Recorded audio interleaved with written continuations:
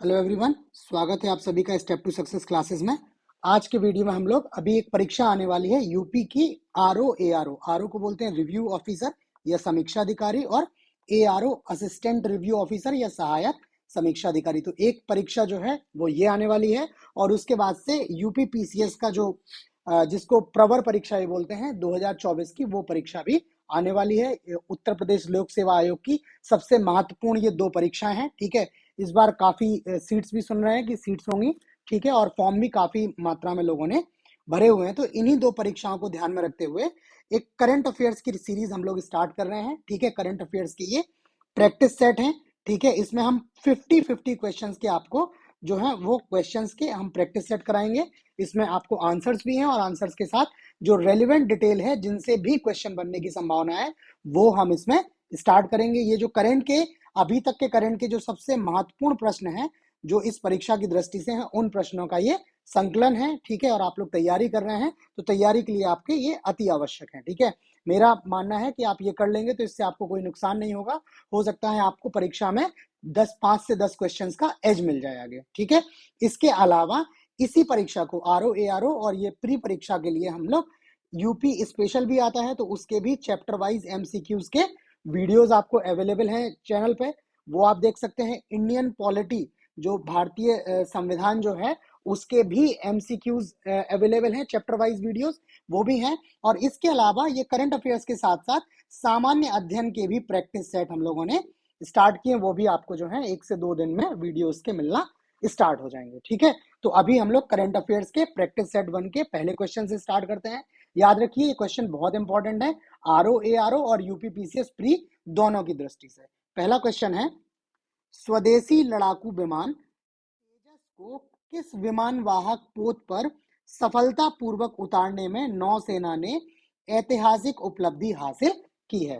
पोत का नाम है INS Vikramaditya, INS Vikrant, INS त्रिशूल और आईएनएस तलवार। तो इसका जो सही जवाब है आपका ऑप्शन बी है, ये आईएनएस विक्रांत है, जो भारत का क्या है विमान वाहक पोत है। इस पोत पर तेजस को उतारने में जो है ऐतिहासिक उपलब्धि प्राप्त की है। ये जो आईएनएस विक्रांत है ये देश का पहला स्वदेशी निर्मित विमान वाहक पोत है। वर्ष 2022 में ये राष्ट्र को समर्पित हुआ है। इसका जो विस्थापन क्षमता है, ठीक है, जो ये विमान वाहक पोत होते हैं उनकी कैपेसिटी को विस्थापन क्षमता पे मानते हैं, तो इसकी करीब विस्थापन क्षमता जो है वो 45,000 टन है।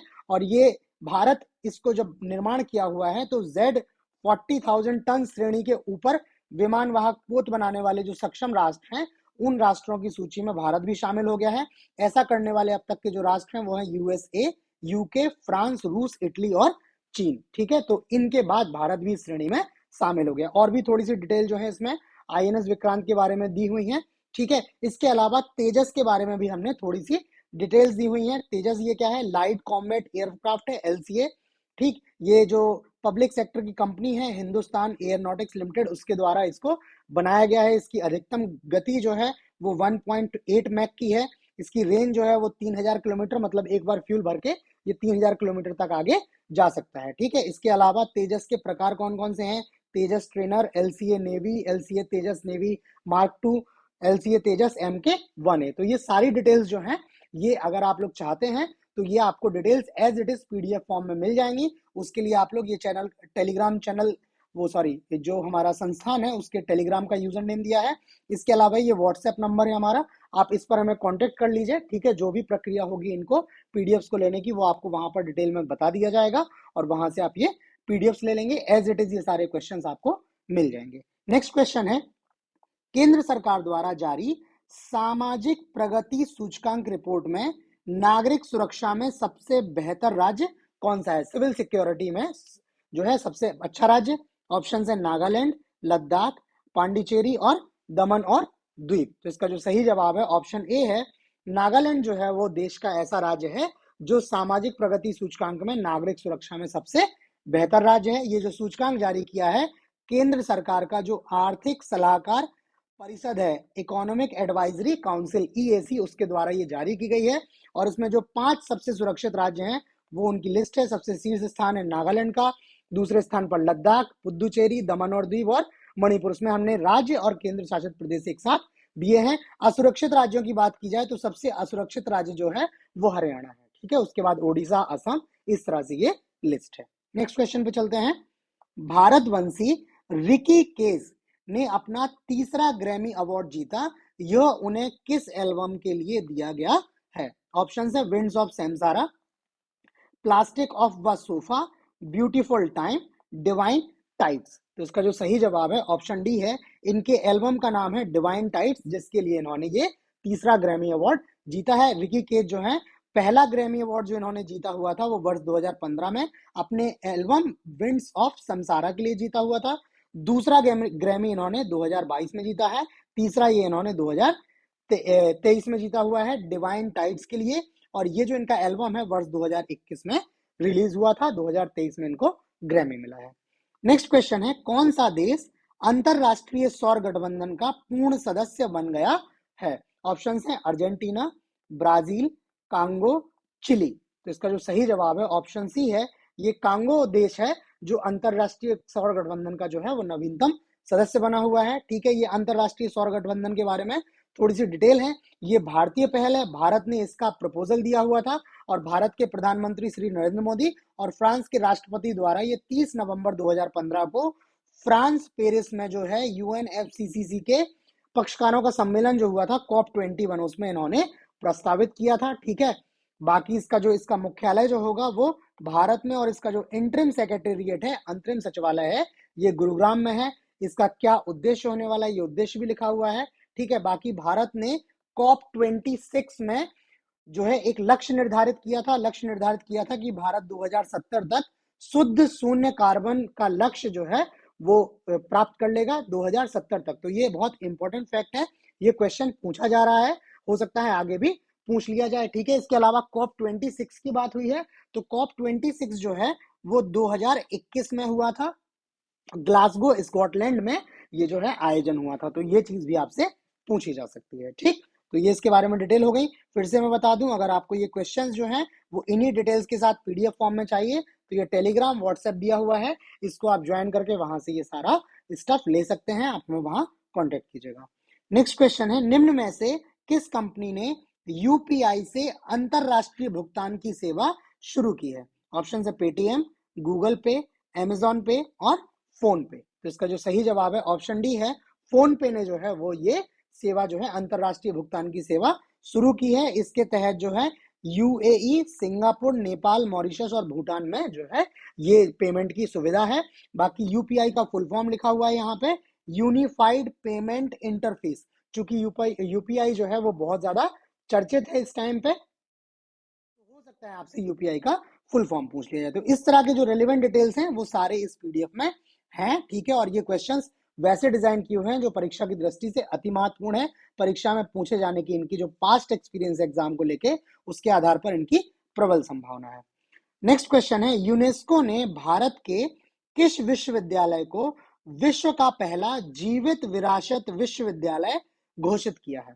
ऑप्शन है बनारस हिंदू विश्वविद्यालय, विश्व भारती विश्वविद्यालय, इलाहाबाद विश्वविद्यालय और नालंदा विश्वविद्यालय। तो इसका जो सही जवाब है आपका ऑप्शन बी है। विश्व भारती विश्वविद्यालय जो है इसको यूनेस्को ने क्या किया है, विश्व का पहला जीवित विरासत विश्वविद्यालय घोषित किया हुआ है। इसकी स्थापना जो है वो रविंद्रनाथ टैगोर द्वारा की गई थी। शांति निकेतन पश्चिम बंगाल में ये स्थित है। वर्ष 1921 में इसकी स्थापना हुई थी और इसको केंद्रीय विश्वविद्यालय, सेंट्रल यूनिवर्सिटी का दर्जा जो है वो 1951 में दिया गया था। अगला क्वेश्चन है, प्रधानमंत्री नरेंद्र मोदी द्वारा एशिया का सबसे बड़ा हेलीकॉप्टर उत्पादन कारखाना का उद्घाटन कहाँ किया गया है? ऑप्शन है उत्तर प्रदेश, गुजरात, महाराष्ट्र और कर्नाटक। तो इसका जो सही जवाब है ऑप्शन डी है। कर्नाटक में जो है वो एशिया के सबसे बड़े हेलीकॉप्टर उत्पादन के कारखाने का जो है उद्घाटन किया गया है। कर्नाटक में तुमकुर नामक स्थान पर यह कारखाना लगाया गया है। ये हिंदुस्तान एरोनॉटिक्स लिमिटेड या HAL द्वारा कारखाना बनाया गया है। यहाँ पर लाइट यूटिलिटी हेलीकॉप्टर, ठीक है, लाइट यूटिलिटी हेलीकॉप्टर, ये LDH जो लिखा, ये LDH लिखा है, ये LUH होना चाहिए था, इसका उत्पादन होगा और ये ग्रीन फील्ड फैक्ट्री है। ठीक है, अगले क्वेश्चन पे चलते हैं। काला घोड़ा कला महोत्सव किस राज्य में आयोजित किया जाता है? ऑप्शन है उत्तर प्रदेश, महाराष्ट्र, मध्य प्रदेश और राजस्थान। तो इसका जो सही जवाब है ऑप्शन बी है। ये काला घोड़ा कला महोत्सव जो है वो महाराष्ट्र राज्य में मनाया जाता है। इसके अलावा एक और एडिशनल है इसमें, थाई पुसुम उत्सव, ठीक है, ये उत्सव जो है वो तमिलनाडु का उत्सव है। आपको लग रहा होगा कि ये स्टैटिक जीके का क्वेश्चन है, बट करंट की दृष्टि से भी ये महत्वपूर्ण हो जाता है, बिकॉज ये टाइम टू टाइम उत्सव सेलिब्रेट किए जाते हैं, और जब परीक्षा आने वाली हो तो उसके कुछ माह पहले तक जो उत्सव जिन जिन राज्यों में मनाए जाते हैं उनसे रिलेटेड क्वेश्चन परीक्षा में पूछ लिए जाते हैं। नेक्स्ट क्वेश्चन है, वाणी जयराम जिनका हाल में निधन हुआ है किस क्षेत्र से संबंधित हैं? ऑप्शन है कला, गायन, लेखन और पत्रकारिता। तो इसका जो सही जवाब है ऑप्शन बी है, ये वाणी जयराम जी जो हैं वो गायन से हैं, संगीत की गायन विधा से हैं ये, ठीक है। इन्होंने अपने करियर की शुरुआत जो की थी वो वर्ष 1971 में की थी। फिल्म गुड्डी से उन्होंने अपना जो है वो स्टार्ट किया था बॉलीवुड में। इसके अलावा इन्होंने 10,000 से अधिक गाने गाए हैं, और इनका सॉन्ग है मेरे तो गिरधर गोपाल। आप लोगों ने, हो सकता है कई सारे लोगों ने ये गाना सुना हो, तो इस गाने के लिए इनको पहला फिल्म फेयर अवार्ड मिला हुआ था। और गणतंत्र दिवस 2023 को भारत सरकार ने उन्हें पद्म भूषण देने की घोषणा की हुई थी, ठीक है। इनका निधन हुआ है फरवरी माह में, इनका वर्ष 2023 में इनका निधन हुआ है। इस तरह के क्वेश्चन भी, निधन जिनके, जो चर्चित व्यक्ति हैं, जो राज्य के, जो देश के, राष्ट्र के जो महत्वपूर्ण व्यक्तित्व हैं, ठीक है, उनकी डेथ अगर होती है, उनकी मृत्यु होती है, तो उससे संबंधित भी प्रश्न जो है वो आयोग पूछता है। अगला क्वेश्चन है, पीएम कुसुम योजना किस क्षेत्र से संबंधित है? मृदा संरक्षण, पेयजल आपूर्ति, सौर ऊर्जा, खाद्य उत्पादन। तो इसका जो सही जवाब है ऑप्शन सी है, ये पीएम कुसुम योजना जो है वो सौर ऊर्जा क्षेत्र से संबंधित है। इसका जो पूरा नाम है प्रधानमंत्री किसान ऊर्जा सुरक्षा एवं उत्थान महाभियान, ठीक है, ये इसका फुल फॉर्म है। ये 2019 में शुरू हुई थी। इसके तहत 2022 तक 30,800 मेगावाट की सौर क्षमता स्थापित करने का लक्ष्य था। इसको 31 मार्च 2026 तक के लिए अब बढ़ा दिया गया है, ठीक है। तो इसका फुल फॉर्म इंपॉर्टेंट है, और ये किस क्षेत्र से संबंधित है ये बहुत ज्यादा इंपॉर्टेंट है। अगला क्वेश्चन है, आर्द्र भूमि बचाओ अभियान शुरू किया गया है गोवा राज्य द्वारा, उड़ीसा, पश्चिम बंगाल और केरल। तो इसका जो सही जवाब है ऑप्शन ए है, गोवा राज्य ने जो है वो आर्द्र भूमि बचाओ अभियान शुरू किया है। आर्द्र भूमि, या जिनको वेटलैंड्स भी बोलते हैं, तो भारत में कुल 75 रामसर स्थल है। रामसर जो है एक ट्रीटी है ईरान में, क्या है, रामसर एक स्थान है जहां पर 1971 को 2 फरवरी के दिन जो है एक आर्द्र भूमि के संरक्षण के लिए एक संधि पर हस्ताक्षर किए गए थे। इस संधि को रामसर संधि बोलते हैं, ठीक है। और इस संधि के तहत जो जो क्षेत्र जो है आरक्षित किए गए हैं, जो आर्द्र भूमि आरक्षित की गई हैं, उनको रामसर स्थल या रामसर भूमिया बोलते हैं। तो भारत में कुल 75 रामसर स्थल है, ठीक है। बाकी ये सारी जो डिटेल है वो आप पीडीएफ के थ्रू ले लीजिएगा। अगला क्वेश्चन है, फरवरी को तुर्की सीरिया में आए भूकंप से पीड़ितों की मदद के लिए भारत की तरफ से कौन सा ऑपरेशन चलाया गया? ऑप्शन है ऑपरेशन राहत, ऑपरेशन रेस्क्यू, ऑपरेशन दोस्त, ऑपरेशन मदद। तो इसका जो सही जवाब है ऑप्शन सी है। जो तुर्की और सीरिया में भूकंप आया था, बहुत ही तीव्र भूकंप था जिसने बहुत जान माल की वहां पर हानि की है, तो वहां पीड़ितों की मदद के लिए भारत सरकार ने ऑपरेशन दोस्त के तहत एक अभियान चलाया, ठीक है, जिसके तहत भारत ने यहाँ पर राहत सामग्री भेजी है, ठीक है। और 250 से अधिक बचाव कर्मी भी जो हैं वो तुर्की भेजे गए, ठीक है, लोग भी भेजे गए, जो है बचाव सामग्री भी वहां पर भारत के द्वारा भेजी गई ऑपरेशन दोस्त के तहत। अगला क्वेश्चन है, खाद्य और कृषि संगठन कॉरपोरेट स्टैटिस्टिकल डेटाबेस के उत्पादन आंकड़ों के अनुसार भारत ने दुनिया में दुग्ध उत्पादन में कौन सा स्थान प्राप्त किया है? ऑप्शन है द्वितीय, तृतीय, चतुर्थ और प्रथम। तो इसका जो सही जवाब है आपका ऑप्शन डी है। भारत जो है वो विश्व में दुग्ध उत्पादन में भारत ने प्रथम स्थान जो है वो प्राप्त कर लिया है। दुनिया में जो टोटल दुग्ध उत्पादन है उसका 24% जो है दुग्ध उत्पादन भारत में होता है, ठीक है। और 2021-22 में देश में जो दूध उत्पादन था वो 22 करोड़ टन तक पहुंच गया था, ठीक है। और भारत में जो है पिछले 8 वर्षों के दौरान करीब दुग्ध उत्पादन में 51% की वृद्धि दर्ज हुई है। तो सबसे इंपॉर्टेंट फैक्ट यही है कि 24% जो है वो भारत की टोटल हिस्सेदारी है विश्व के दुग्ध उत्पादन में, और भारत जो है वो प्रथम स्थान पे आ गया है। इसके अलावा भारत में दुग्ध उत्पादन में जो शीर्ष 5 राज्य हैं उसमें पहला स्थान है उत्तर प्रदेश, जहां पर 14.9% जो है दुग्ध उत्पादन है पूरे देश का। उसके बाद राजस्थान, मध्य प्रदेश, गुजरात और आंध्र प्रदेश, ठीक है। अगले क्वेश्चन पे चलते हैं। अगला क्वेश्चन है, विश्व कैंसर दिवस कब मनाया जाता है? 5 फरवरी, 4 फरवरी, 6 फरवरी और 7 फरवरी। इसका जो सही जवाब है आपका ऑप्शन बी है, प्रतिवर्ष 4 फरवरी को विश्व कैंसर दिवस के रूप में मनाया जाता है। इस वर्ष की जो थीम है वो है क्लोज द केयर गैप, ठीक है। और ये थीम जो है 3 वर्षों के लिए है, 2022, 23 और 24, ये 3 वर्षों के लिए ये थीम रही है। इसके अलावा कुछ और इंपॉर्टेंट है, जिसमें एनआरआई या अनिवासी भारतीय दिवस या प्रवासी भारतीय दिवस जो 9 जनवरी को आयोजित होता है।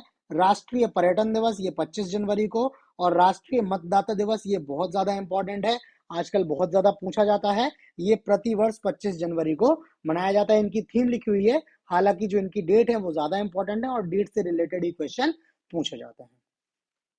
अगला क्वेश्चन है, झारखंड के देवघर में कितनी लागत से नैनो यूरिया संयंत्र का हाल ही में उद्घाटन किया गया है? ऑप्शन है 550 करोड़, 600 करोड़, 450 करोड़ और 400 करोड़। तो इसका जो सही जवाब है ऑप्शन सी है, 450 करोड़ की लागत से इफ्को ने जो है वो झारखंड के देवघर में नैनो यूरिया का जो है संयंत्र लगाया है, ठीक है। ये यूरिया जो है वो पौधों की जो नाइट्रोजन की आवश्यकता होती है उसको ये जो है पूरा करता है, ठीक। बाकी ये थोड़ी सी और डिटेल लिखी हुई है, वो आप इसको देख लीजिएगा, आप पीडीएफ ले लीजिएगा टेलीग्राम के थ्रू, ठीक है। अगर आपको लिखना है आप इसको पॉज करके वीडियो को यहाँ से डिटेल कॉपी कर सकते हैं।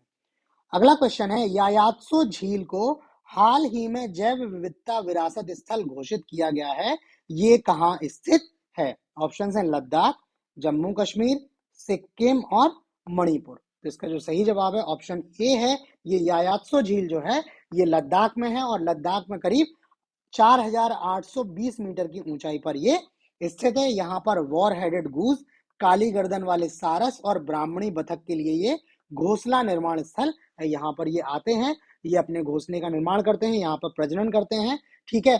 बाकी काली गर्दन वाले जो सारस हैं भारत में, उनके उच्चतम प्रजनन स्थलों में से ये एक है, ठीक है। और ये जो झील है ये द सिक्योर हिमालय प्रोजेक्ट के तहत क्या है, एक जो है जैव विविधता विरासत स्थल ये है, ठीक है। अगला क्वेश्चन है, GSI geographical survey of India, ठीक है, ने भारत के किस राज्य में लिथियम धातु के भंडार की उपस्थिति की पुष्टि की है? ऑप्शन है झारखंड, छत्तीसगढ़, केरल और जम्मू एवं कश्मीर। तो इसका जो सही जवाब है ऑप्शन डी है, ये जो है जम्मू और कश्मीर राज्य में क्या है, लिथियम धातु के भंडारों की उपस्थिति की जो है जीएसआई ने पुष्टि की है। जम्मू कश्मीर के रियासी जिले में करीब 59 लाख टन लिथियम मेटल जो है इसके भंडारों का अनुमान लगाया गया है, और जम्मू कश्मीर में देश में पहली बार लिथियम भंडारों का जो है पता लगाया गया है, ठीक है। बाकी लिथियम का क्या यूज है, तो ये जो इलेक्ट्रिक व्हीकल्स हैं आजकल और मोबाइल फोन है उनकी बैटरी तैयार करने में इसका जो है वो इस्तेमाल होता है। भारत अब तक क्या करता था, आयात पर निर्भर था, दूसरे देशों से लिथियम मंगवाता था, ठीक है। लेकिन अब भारत में ये भंडार खुद के मिले हैं, तो उम्मीद है आने वाले समय में जो है इसमें जो ये मोबाइल फोन की बैटरी और जो इलेक्ट्रिक व्हीकल्स है उनकी बैटरी बनाने में कीमत जो है कम आएगी, और फलता इनकी जो है वो प्रभावी कीमत कम हो जाएगी। नेक्स्ट क्वेश्चन है, तीनों फॉर्मेट में शतक लगाने वाले पहले भारतीय कप्तान कौन बने? रोहित शर्मा, हार्दिक पांड्या, विराट कोहली और शिखर धवन। तो इसका जो सही जवाब है ऑप्शन ए है, रोहित शर्मा जो है वो भारत के पहले और अभी तक एकमात्र कप्तान ऐसे हैं जिन्होंने क्रिकेट के तीनों फॉर्मेट, जिसमें पहला फॉर्मेट है टेस्ट, उसके बाद से जो है जो 50 का होता है, 50 ओवर्स का, जिसको वनडे बोलते हैं आप लोग, और तीसरा है T20। तो ये 3 फॉर्मेट है, ठीक है, आईसीसी के। इन तीनों फॉर्मेट में शतक लगाने वाले पहले और अकेले भारतीय कप्तान जो है वो रोहित शर्मा हैं, ठीक है। इन्होंने ऑस्ट्रेलिया के खिलाफ जो है अपने पहले टेस्ट में शतक लगाकर ये इंटरनेशनल क्रिकेट के तीनों फॉर्मेट में शतक लगाने वाले पहले भारतीय कप्तान जो है वो बन गए हैं। बाकी इन्होंने और शतक कब लगाए हैं वो सारा इसमें डिटेल दिया हुआ है। अगला क्वेश्चन है, देश का पहला पब्लिक इशू म्यूनिसिपल बॉन्ड्स, ठीक है, म्यूनिसिपल बॉन्ड्स जारी किया है इंदौर नगर निगम ने, मुंबई नगर निगम ने, लखनऊ नगर निगम ने और अहमदाबाद नगर निगम ने। तो इसका जो सही जवाब है वो ऑप्शन ए है, इंदौर नगर निगम जो है वो देश का पहला ऐसा नगर निगम है जिसने अपने म्यूनिसिपल बॉन्ड्स जो है वो जारी किए हैं, ठीक है। इन्होंने जो इनका सोलर एनर्जी प्रोजेक्ट है उसको फंड करने के लिए 244 करोड़ रुपए का इन्होंने पब्लिक इशू म्युनिसिपल बॉन्ड्स जो है वो जारी किया हुआ है। ठीक है, बाकी इसकी डिटेल है, म्युनिसिपल बॉन्ड क्या होता है इसकी भी डिटेल्स में दी हुई है। ठीक है, तो वो आप देख सकते हैं। आगे है, सलमान रुश्दी की हाल ही में प्रकाशित हुई बुक का या पुस्तक का नाम है। ऑप्शंस है victory city, how to live your life, the wisdom bridge और रेत समाधि। तो इसका जो सही जवाब है ऑप्शन ए है, विक्ट्री सिटी नामक इन्होंने जो है अभी हाल में एक सलमान रुश्दी ने किताब लिखी है। ये क्या है, 14वीं सेंचुरी या 14वीं शताब्दी की एक महाकाव्य कहानी है, जिसमें जो एक ऐसी महिला पर आधारित है जो एक शहर पर शासन करने के लिए पूरी दुनिया को चुनौती देती है। ठीक है, इसके अलावा रेत समाधि जो है ये भी बहुत चर्चित है, ये गीतांजलि श्री का उपन्यास है। ठीक है, इसका इंग्लिश में है टॉम ऑफ सेंट। ठीक है, इसको अंतरराष्ट्रीय Booker prize, international Booker prize जो दिया हुआ है। उसके अलावा how to live your life जो है ये रस्किन बॉन्ड की किताब है, और द विजडम ब्रिज जो है वो कमलेश डी पटेल की किताब है। ठीक है, तो ये बाकी तीन के बारे में भी हो गया है। नेक्स्ट क्वेश्चन है, राजा राम मोहन राय राष्ट्रीय पुरस्कार किस क्षेत्र में प्रदान किया जाता है? ऑप्शन है शांति, चिकित्सा, पत्रकारिता और जनसेवा। तो इसका जो सही जवाब है ऑप्शन सी है, ये जो पुरस्कार है ये पत्रकारिता से संबंधित है। बाकी राजा राम मोहन राय जो है वो भारत के प्रमुख समाज सुधारक हैं, और इन्होंने स्वयं भी जो है वो कई पत्र पत्रिकाओं का प्रकाशन किया है।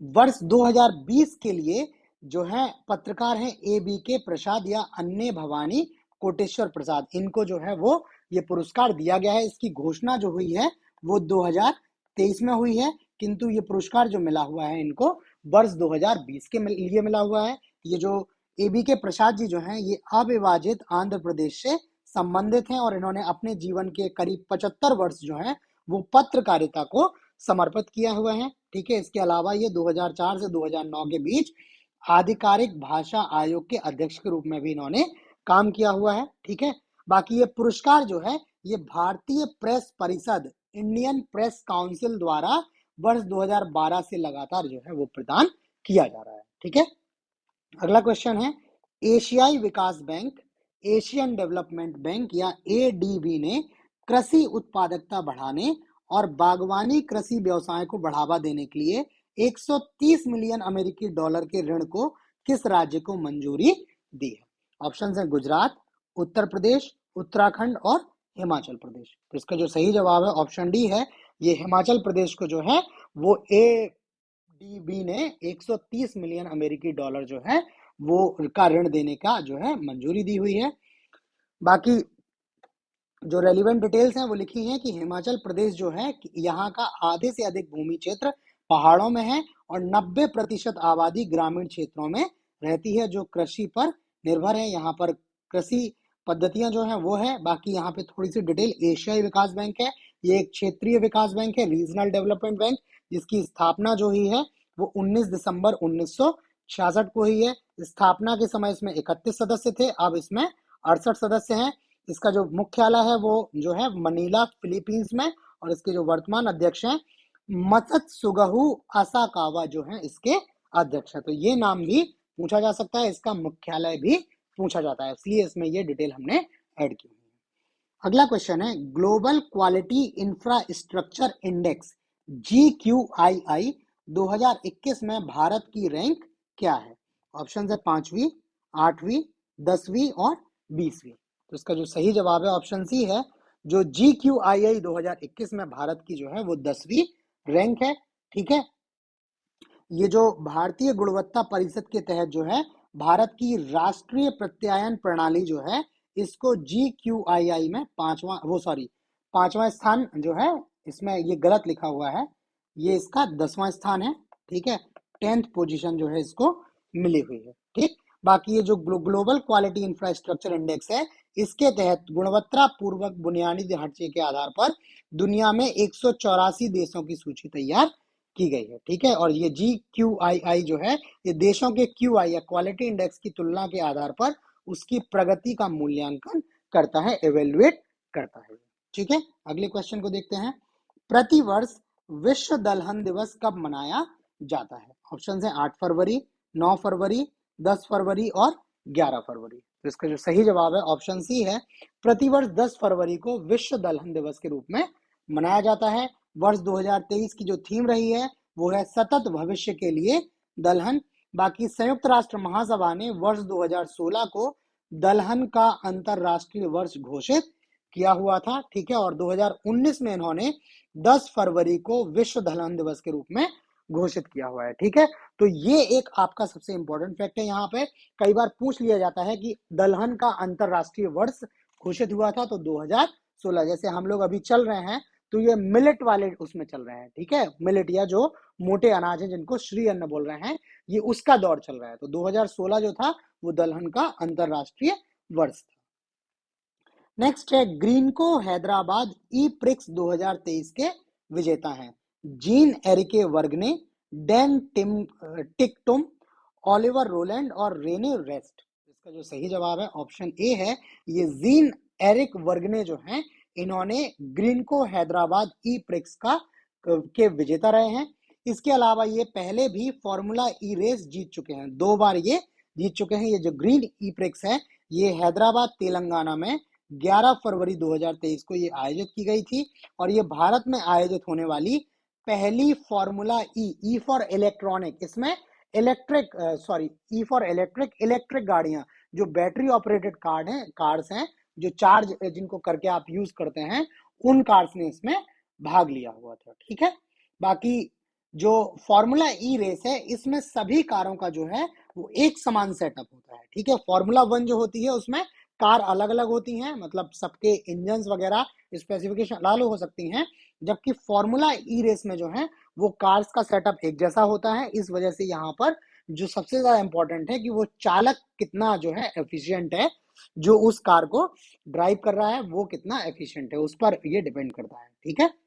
अगला क्वेश्चन है, अमेरिकी अंतरिक्ष एजेंसी नासा ने भारतीय अंतरिक्ष अनुसंधान संगठन इसरो के साथ मिलकर कौन सा सैटेलाइट विकसित किया है?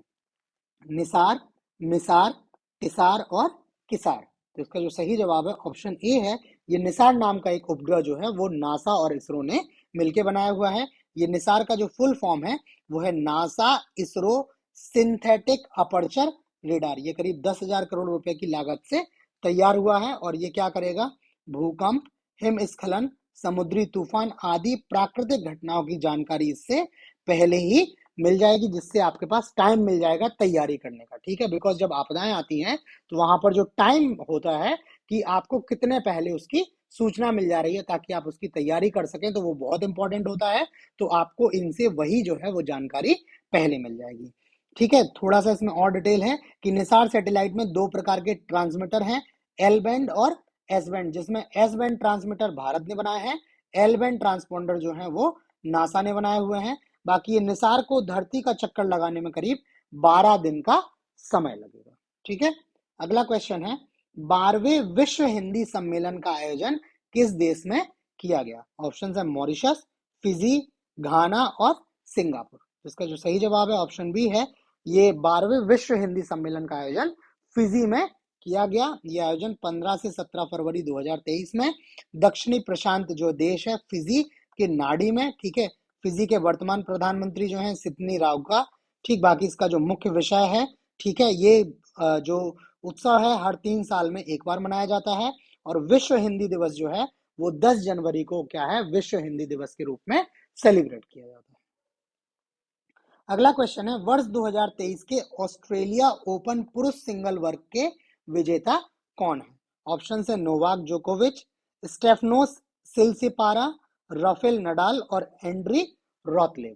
तो इसका जो सही जवाब है आपका ऑप्शन ए है, नोवाक जोकोविच जो है इन्होंने वर्ष 2023 के ऑस्ट्रेलिया ओपन मेन सिंगल का इन्होंने खिताब जीत लिया है और ये इनका 10वां ऑस्ट्रेलिया ओपन है। और अगर ग्रैंड स्लैम की बात की जाए तो इनका ये 22वां ग्रैंड स्लैम था। इसमें जो उप विजेता रहे वो स्टेफनोस रहे जो ग्रीस के खिलाड़ी हैं, ठीक है। बाकी जो ग्रैंड स्लैम जिनको बोलते हैं या जो 4 टेनिस की प्रमुख चैंपियनशिप है उसमें पहला है ऑस्ट्रेलिया ओपन जो जनवरी में होता है, टाइम भी इंपॉर्टेंट है और ये हार्ड कोर्ट पे खेला जाता है, जिस कोर्ट पे ये मैच खेला जाता है उसको हार्ड कोर्ट है। दूसरा है फ्रेंच ओपन, ये मई जून में होता है क्ले कोर्ट पर। विंबलडन जो होता है ये होता है जून जुलाई में ग्रास कोर्ट पर। और यूएस ओपन जो होता है अगस्त सितंबर में हार्ड कोर्ट पे। ठीक है, तो इनके कोर्ट्स भी इंपॉर्टेंट है, ये भी कई बार आपसे पूछ लिया जाता है कि कौन सा ओपन जो है वो कब और किस कोर्ट पे, क्योंकि इनका टाइम फिक्स है, ये इसी टाइम के दौरान जो है खेले जाते हैं। ठीक है, जैसे मई जून है तो मई का अंतिम सप्ताह, जून का पहला सप्ताह, जून का अंतिम सप्ताह जुलाई का पहला सप्ताह, अगस्त का अंतिम सप्ताह सितंबर का पहला सप्ताह, इसी ड्यूरेशन में ये मैच खेले जाते हैं। नेक्स्ट है, भारतीय अंतरिक्ष अनुसंधान संगठन इसरो ने गगनयान मिशन को आगे बढ़ाने के लिए किसके साथ साझेदारी की है? भारतीय थल सेना, भारतीय वायुसेना, भारतीय नौसेना और उपयुक्त सभी। तो इसका जो सही जवाब है आपका ऑप्शन सी है, इसरो ने भारतीय नौसेना के साथ एक जो है वो समझौता किया है, जिसके तहत इसरो ने क्रू मॉडल का शुरुआती रिकवरी परीक्षण किया है। एक्चुअल में क्या होगा, ये जो क्रू मॉड्यूल का जो रिकवरी परीक्षण है, इसमें जब अंतरिक्ष से यात्री वापस आ रहे होंगे तो उनकी लैंडिंग क्या होगी, समंदर में होगी। ठीक है, तो जब वो लैंड करेगा वहां से, तो उसको रिकवर करने के लिए, क्रू को रिकवर करने के लिए ये समझौता भारतीय नौसेना के साथ हुआ है। ठीक है, बाकी गगनयान मिशन जो है ये 2023 में लॉन्च होने की संभावना है। ठीक है, जिसके तहत 3 अंतरिक्ष अभियानों को कक्षा में भेजा जाएगा। इन 3 मिशनों में से 2 मानव रहित होंगे, जबकि 1 मानव युक्त मिशन होगा। ठीक है, अगला क्वेश्चन है, संयुक्त अरब अमीरात देश के किस जिले को हिंद सिटी के नाम से जाना जाएगा? ठीक है, उन्होंने अपने एक जिले का नाम हिंद सिटी रखा है। ऑप्शंस है अल सीक, अल मिन्हाद, जैनेल अली और अल गारजा। तो इसका जो सही जवाब है ऑप्शन है अल मिन्हाज जिला, ऑप्शन बी जो है दुबई में है। इस अल मिन्हाज जिला को हिंद सिटी के रूप में जाना जाएगा। इस शहर के जो है वो 4 जोन होंगे, जिसमें हिंद 1, हिंद 2, हिंद 3 और हिंद 4, ये 4 इसमें जोन होंगे। अगला क्वेश्चन है, देश में जन्म के समय लिंगानुपात में 2021-22 में 2020-21 की तुलना में कितने अंकों की गिरावट हुई है? मतलब लिंगानुपात और कम हो गया है। ऑप्शन है 4, 5, 6 और 3। तो इसका जो सही जवाब है ऑप्शन डी है, ये 3 अंकों की गिरावट वर्ष 2020-21 से 21-22 के बीच में हो गई है। जो 20-21 में लिंगानुपात था 937 था, ये 21-22 में घटकर 934 हो गया। ठीक है, बाकी बिहार और चंडीगढ़ में जो लिंगानुपात है वो 900 से भी नीचे पहुंच गया है। मतलब प्रति 1000 पुरुषों पर 100 महिलाएं जो हैं वो कम है, 100 से अधिक महिलाएं भी कम है। बाकी 2021-22 में अच्छी स्थिति वाले जो राज्य हैं, सबसे शीर्ष स्थान है मिजोरम का, जहां पर प्रति 1000 पुरुष पर 994 महिलाएं। हालांकि ये भी जो है वो है कि यहाँ पर 6 महिलाएं जो हैं वो कम है, फिर भी ये देश में सबसे अच्छा है। जबकि सबसे खराब स्थिति अगर बात की जाए तो चंडीगढ़ है, जहां पर 1000 पुरुषों पर मात्र 892 जो हैं बच्चे जो हैं, जो फीमेल चाइल्ड जो है वो जन्म लेते हैं। अगला क्वेश्चन है, पुरुष हॉकी वर्ल्ड कप 2023 की विजेता टीम कौन सी है? जर्मनी, बेल्जियम, फ्रांस और भारत। तो इसका जो सही जवाब है आपका ऑप्शन ए है। जो मेंस हॉकी वर्ल्ड कप 2023 है उसको जर्मनी ने जीता है, और जर्मनी ने बेल्जियम को हराकर ये जीता है। ये जो टूर्नामेंट था ये 15वां संस्करण था। ये 13 से 29 जनवरी 2023 में आयोजित हुआ। उड़ीसा में कलिंग स्टेडियम भुवनेश्वर एवं बिरसा मुंडा अंतरराष्ट्रीय स्टेडियम राउरकेला में ये आयोजन हुआ है, 2 जगह पर। ठीक है, अगला क्वेश्चन है, अखिल भारतीय उच्च शिक्षा सर्वेक्षण 2020-21 के अनुसार देश के किस राज्य में सर्वाधिक कॉलेज है? ठीक है, ऑप्शन है उत्तर प्रदेश, महाराष्ट्र, कर्नाटक और राजस्थान। तो इसका जो सही जवाब है आपका ऑप्शन ए है। उत्तर प्रदेश जो है वो देश का ऐसा राज्य है जिसमें सबसे ज्यादा जो है वो कॉलेज है। ये जो है all India survey on higher education, AISHE। ठीक है, इसमें पिछले 5 वर्षों के दौरान छात्र नामांकन के संदर्भ में उच्च शिक्षा क्षेत्र में 11.4% की वृद्धि देखी गई है। ये सकारात्मक है कि अब अधिक लोग जो है वो उच्च शिक्षा की तरफ बढ़ रहे हैं। ठीक है, बाकी इसमें जो दिया हुआ है, नामांकित छात्रों की संख्या के मामले में शीर्ष 6 राज्य जहां पर सबसे ज्यादा एडमिशन हुए हैं, सबसे पहले स्थान पर उत्तर प्रदेश, महाराष्ट्र, तमिलनाडु, मध्य प्रदेश, कर्नाटक और राजस्थान। जबकि कॉलेजों की संख्या के मामले में सबसे पहले उत्तर प्रदेश और दूसरे स्थान पर महाराष्ट्र। तो नामांकन और कॉलेजों की संख्या के नाम पर शीर्ष 2 स्थानों पर उत्तर प्रदेश और महाराष्ट्र स्थित है। अगला क्वेश्चन है, भारत ने 12 चीते प्रतिवर्ष देश में लाने के लिए किस देश के साथ MOU मेमोरेंडम ऑफ अंडरस्टैंडिंग पर हस्ताक्षर किए हैं? नामीबिया, साउथ अफ्रीका, ब्राजील और बोलीविया। तो इसका जो सही जवाब है आपका, इसका सही जवाब है ऑप्शन बी, साउथ अफ्रीका के साथ भारत के बीच ऐसा एक MOU साइन हुआ है जिसके तहत 12 चीते जो हैं वो प्रतिवर्ष जो है आएंगे। 12 अफ्रीकन चीते प्रतिवर्ष 8 से 10 सालों तक, लगातार 8-10 सालों तक ऐसे 12 अफ्रीकन चीते आते रहेंगे। इसके पहले जो है वो नामीबिया से 8 चीते भारत लाए गए थे, जिनको कूनो राष्ट्रीय उद्यान, जो श्योपुर मुरैना जिला मध्य प्रदेश, ठीक है, ये कूना राष्ट्रीय उद्यान जो है वो मध्य प्रदेश के श्योपुर और मुरैना जिला में पड़ता है, वहां पर इनको रखा गया था। हालांकि कुछ यहाँ पर जो है वो डेथ भी हुई है, जिसकी वजह से एक टीम भी गठित की गई थी। अब पता लगेगा कि इसका कारण क्या रहा है। अगला है वीमेन प्रीमियर लीग, जैसे IPL है इंडियन प्रीमियर लीग, उसी की तर्ज पर एक वीमेन प्रीमियर लीग बनाया गया है। इसकी जो ऑक्शन हुई है उसमें सबसे अधिक कीमत प्राप्त करने वाली खिलाड़ी जो है वो कौन रही हैं? ऑप्शन है स्मृति मंधाना, हरमनप्रीत कौर, शेफाली वर्मा और दीप्ति शर्मा। तो इसका जो सही जवाब है ऑप्शन ए है, जो स्मृति मंधाना है, इन्होंने WPL की ऑक्शन में सबसे अधिक कीमत इन्होंने प्राप्त की है, ठीक है, सबसे महंगी खिलाड़ी रही हैं। ये WPL का जो है ये पहला संस्करण है, फर्स्ट एडिशन है। इसमें कुल 5 टीमें हैं। इसमें Delhi Capitals, Mumbai Indians, Gujarat giants, UP warriors, royal Challengers Bangalore, ये 5 टीमें हैं।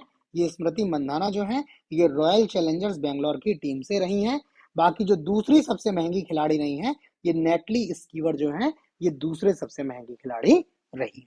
अगला क्वेश्चन है, आजादी का अमृत महोत्सव के एक हिस्से के रूप में भारतीय डाक विभाग अमृत पैक्स 2023 का आयोजन कहाँ किया गया? ऑप्शन है दिल्ली, मुंबई, लखनऊ और अहमदाबाद। तो इसका जो सही जवाब है ऑप्शन ए है, ये आयोजन जो है वो दिल्ली में 11 फरवरी से किया गया, प्रगति मैदान में, दिल्ली में प्रगति मैदान है वहां पर इसका जो है वो आयोजन किया गया। और इस प्रदर्शनी में डाक टिकटों और चित्र संग्रहों के माध्यम से भारत के इतिहास, संस्कृति, कला और विरासत को उजागर किया गया, ठीक है, ये जाएगा गलत लिखा हुआ है, यहाँ पर ये कार्य हुआ है, ठीक है। अगला क्वेश्चन है, कस्बों और शहरों में सेप्टिक टैंक की सफाई और सीवर की सफाई का मशीनीकरण किस योजना के तहत किया जा रहा है? ऑप्शन है सम्मान योजना, स्वाभिमान योजना, नमस्ते योजना और गौरव योजना। तो इसका जो सही जवाब है ऑप्शन सी है, ये नमस्ते योजना के तहत जो है वो कस्बों और शहरों में सेप्टिक टैंक और सीवरों की सफाई जो है वो मशीनों के द्वारा की जा रही है, ठीक है। ये क्या है, सामाजिक न्याय और अधिकारिता मंत्रालय और आवास और शहरी कार्य मंत्रालय की एक ये ज्वाइंट पहल है, संयुक्त पहल है।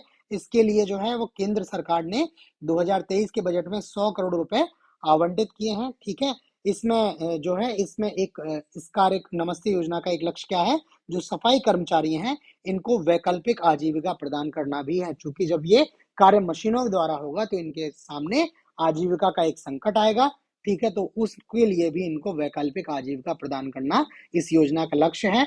उद्देश्य जो है वो है स्वच्छता क्षेत्र में शून्य मृत्यु दर हासिल करना।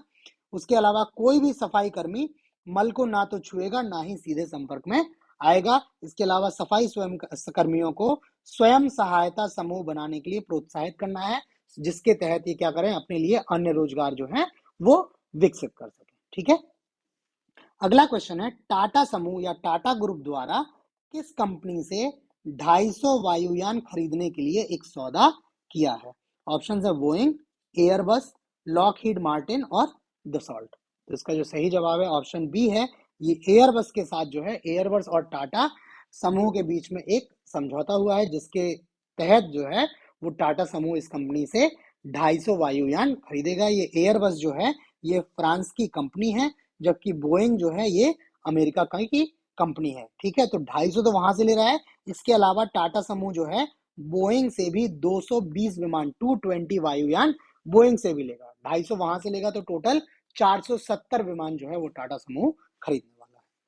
अगला क्वेश्चन है, मिस्र के राष्ट्रपति द्वारा ग्लोबल वेस्ट एम गॉव अवार्ड से सम्मानित किए गए छात्र किस संस्थान से संबंधित है? ठीक है, ऑप्शन है Delhi IIT, Indore IIT, Roorkee IIT और मद्रास आईआईटी। तो इसका जो सही जवाब है आपका ऑप्शन बी है, ये इंदौर आईआईटी के छात्र हैं जिनको मिस्र के राष्ट्रपति द्वारा ग्लोबल वेस्ट एमगॉव अवार्ड से सम्मानित किया गया है। ठीक है, ये वर्ल्ड गवर्नमेंट समिट के दौरान इनको स्वर्ण पदक और 1 मिलियन AED अरब एमिरेट्स दिरहम इन्होंने जीते हैं। ठीक है, बाकी ये जो नाम है नियति तोतला और नील कल्पेश कुमार पारेख, इनको मिस्र के राष्ट्रपति इबेल फतेह अल सीसी द्वारा ये प्रतिष्ठित पदक से सम्मानित किया गया है। ठीक है, इन्होंने क्या किया है उसकी डिटेल यहाँ पर लिखी हुई है, वो आप ये टेलीग्राम ग्रुप या व्हाट्सएप के थ्रू हमें कांटेक्ट कीजिएगा, वहां से हम आपको ये पीडीएफ प्रोवाइड कर देंगे। ठीक है, अगले क्वेश्चन को देख लेते हैं।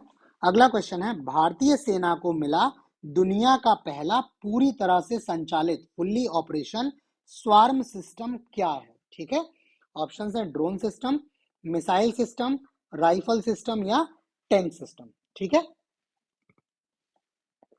तो इसका जो सही जवाब है ऑप्शन ए है, ये स्वार्म जो है एक ड्रोन सिस्टम है। ठीक है, ये जो किया गया है ये बेंगलुरु स्थित है न्यू स्पेस रिसर्च, इसने भारतीय सेना को स्वार्म ड्रोन वितरित किए हैं, जो सेना को उच्च घनत्व वाले स्वार्म ड्रोन संचालित करने वाला दुनिया का पहला प्रमुख सशस्त्र बल जो है वो बनाता है। ठीक है, बाकी ये जो क्या है, ये 100 ड्रोन का झुंड है, ये दुश्मन के इलाके में कम से कम 50 किलोमीटर भीतर तक लक्ष्य को भेदने में सक्षम है। स्वार्म तो आप समझ ही सकते हैं, झुंड की बात हो रही है, तो इसमें कई सारे ड्रोन जो है वो झुंड बनाकर चलते हैं और लक्ष्य को भेदते हैं। ठीक है, अगला क्वेश्चन है यूपीआई लाइट। ठीक है, अभी जो हमने यूपीआई बताया था, unified payment interface, UPI light feature launch करने वाला पहला बैंक बन गया है। ऑप्शन है अमेजॉन पे, फोन पे, पेटीएम और गूगल।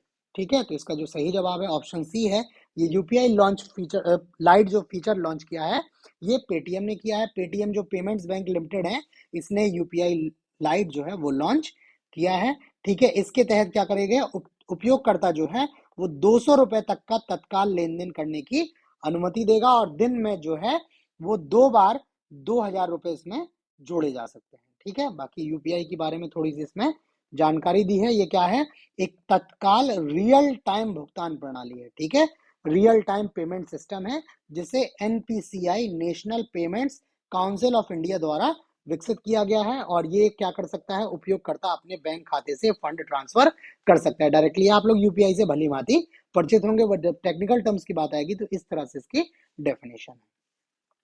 नेक्स्ट है, निम्नलिखित में से शिक्षा के लिए धन आवंटन में शीर्ष राज्य कौन से हैं?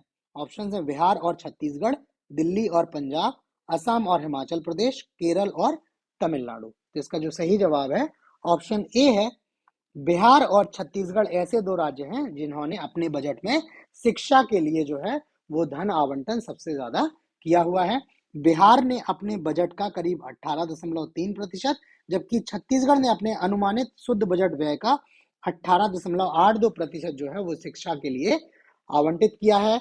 इसके अलावा छत्तीसगढ़ में जो साक्षरता दर है वो 77.9, जबकि बिहार में साक्षरता दर जो है वो 70.9% है। देश में अगर सबसे ज्यादा शिक्षा दर की बात की जाए, साक्षरता दर की, तो वो केरल में है और जो 96.2% है। ठीक है, इसके अलावा और इसमें डिटेल दी है। अगला क्वेश्चन है, नीति आयोग के नव नियुक्त मुख्य कार्यकारी अधिकारी सीईओ या चीफ एग्जीक्यूटिव ऑफिसर हैं।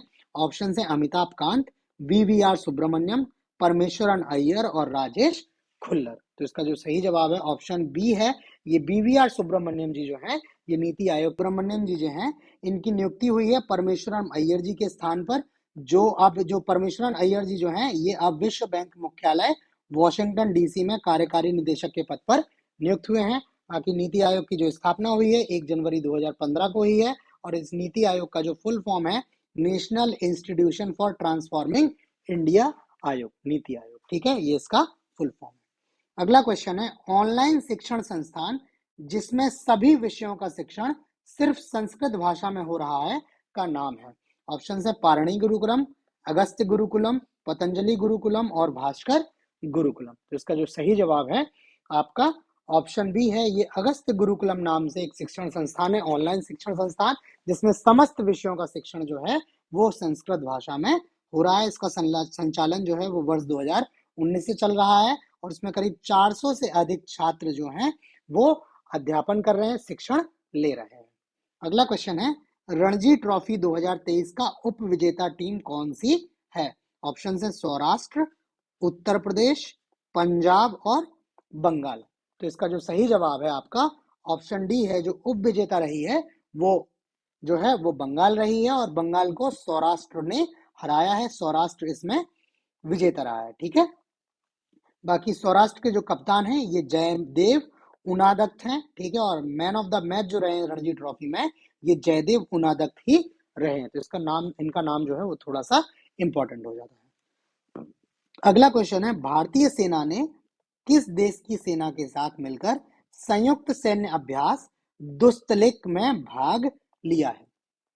किर्गिस्तान, उज्बेकिस्तान, तुर्किस्तान और तुर्कमेनिस्तान। तो इसका जो सही जवाब है ऑप्शन बी है, ये भारत और उज्बेकिस्तान की सेनाओं के बीच का जो है वो सैन्य अभ्यास है दुस्तलिक। ठीक है, इसका जो है ये चौथा संस्करण था।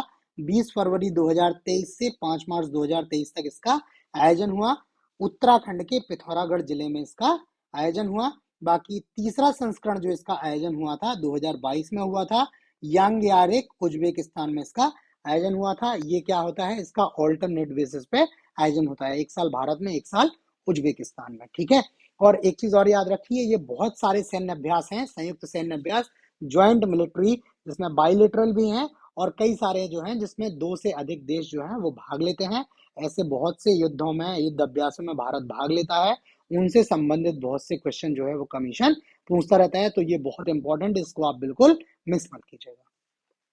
अगला क्वेश्चन है, दादा साहब फाल्के अंतरराष्ट्रीय फिल्म महोत्सव 2023 में सर्वश्रेष्ठ फिल्म का खिताब जीतने वाली फिल्म है? RRR, Kantara, the Kashmir files और ब्रह्मास्त्र। तो इसका जो सही जवाब है ऑप्शन सी है, द कश्मीर फाइल्स जो है वो दादा साहब फाल्के अंतरराष्ट्रीय फिल्म महोत्सव 2023 में जो है वो सर्वश्रेष्ठ फिल्म का इन्होंने खिताब जीता हुआ है। बाकी ये दादा साहब फाल्के पुरस्कार जो है ये सिनेमा के क्षेत्र में देश का सर्वोच्च पुरस्कार है। इसका जो आयोजन होता है ये फिल्म महोत्सव निदेशालय जो है सूचना एवं प्रसारण मंत्रालय द्वारा जो है इसके द्वारा ये प्रतिवर्ष इसका आयोजन किया जाता है। सर्वश्रेष्ठ अभिनेता का जो पुरस्कार मिला है रणबीर कपूर को ब्रह्मास्त्र मूवी के लिए। सर्वश्रेष्ठ अभिनेत्री आलिया भट्ट गंगूबाई काठियावाड़। सर्वश्रेष्ठ निदेशक आर बाल्की चुप के लिए। Film of the year Kantara. Film industry में उत्कृष्ट योगदान देने के लिए रेखा जी को और संगीत इंडस्ट्री में हरिहरन को पुरस्कृत किया गया इनके जो है उत्कृष्ट योगदान के लिए। ठीक, तो ये आपके जो इम्पोर्टेंट जो है अवार्ड्स हैं फिल्म फेयर में वो इसमें हमने आपको दे दिए हैं ताकि आपको कोई कंफ्यूजन ना हो, कहीं दूसरी जगह से आपको ना पढ़ना पड़े। नेक्स्ट है, भारतीय पेमेंट सिस्टम भुगतान प्रणाली यूपीआई को किस देश के पेमेंट सिस्टम के साथ जोड़ा गया है? ठीक है, ऑप्शन है नेपाल, भूटान, थाईलैंड और सिंगापुर। तो इसका जो सही जवाब है ऑप्शन डी है, ये भारतीय यूपीआई को सिंगापुर के पे नाउ, सिंगापुर का जो पेमेंट है जो है पे नाउ उसके साथ इसको जोड़ा गया है। ठीक है, भारत के यूपीआई को सिंगापुर के पे नाउ के साथ जोड़ा गया है। क्वेश्चन है, वेदांता कंपनी ने फॉक्सकॉन के साथ मिलकर सेमीकंडक्टर या अर्धचालक उत्पादन के लिए एक संयंत्र लगाने की घोषणा की है। यह संयंत्र लगाया जाएगा धोलेरा, अलंग, मोटेरा और मोरबी। तो इसका जो सही जवाब है ऑप्शन ए है, ये गुजरात के धोलेरा में जो है ये संयंत्र लगाया जाएगा। ठीक है, ये भारत की पहली सेमीकंडक्टर उत्पादन इकाई होगी। ठीक है, ये अहमदाबाद गुजरात में, ठीक है, धोलेरा जो है वो अहमदाबाद में है। धोलेरा निवेश विशेष निवेश क्षेत्र जो स्पेशल इन्वेस्टमेंट रीजन है उसमें इसका जो है वो ये प्लांट लगाया जा रहा है। ये प्लांट जो है माना जा रहा है 1 लाख स्किल्ड रोजगार देगा। ठीक है, कुशल रोजगार देगा, जबकि 1,54,000 करोड़ का इसमें अनुमानित निवेश होगा। और ये आजाद भारत का, फ्री इंडिया का, इंडिपेंडेंट इंडिया का सबसे बड़ा कॉर्पोरेट इन्वेस्टमेंट या निवेश है। ठीक है, तो जो प्रैक्टिस सेट 1 था उसमें इतने ही क्वेश्चन है। अब प्रैक्टिस सेट 2 आएगा उसमें भी 50 क्वेश्चन होंगे। प्रैक्टिस सेट 3 आएगा उसमें भी 50 क्वेश्चन होंगे।